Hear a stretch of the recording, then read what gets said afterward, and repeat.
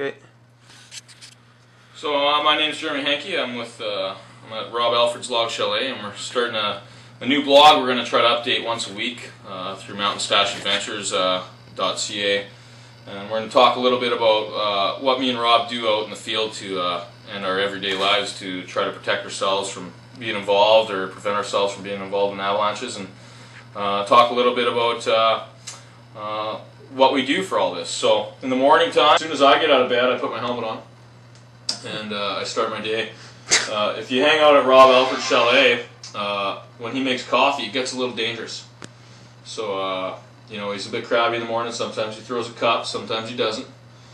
So I figure, you know, just kind of risk management level sort of stuff, I put a helmet on as soon as I leave the bedroom.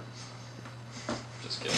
The night before, we usually have a really good look at the forecast and what we can expect for the area we're riding.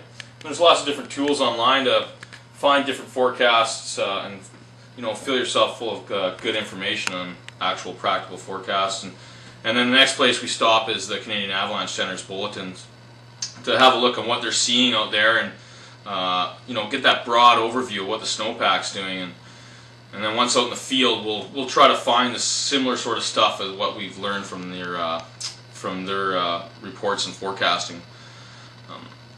Once we get all that sort of information, we head out to the field and we try to apply what we've learned from the bulletins and the forecast to what we see out there, and adjust our riding to the terrain to what we've learned.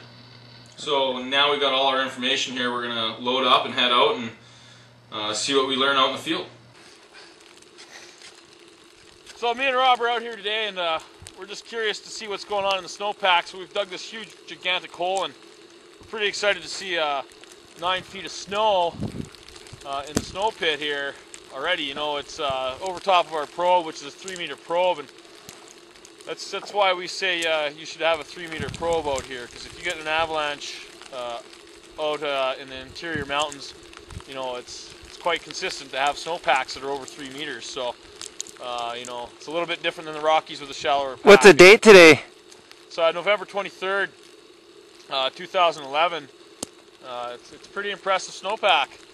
So we just want to see if we can highlight some of the issues that have developed over the last little bit as we've watched the weather and the snowpack come up. So we're using a test called a compression test to see if we can get any sort of activity on these certain layers that have fallen. And then we can apply that sort of information to the terrain that we're going to travel and adjust our riding to what we see here for the day.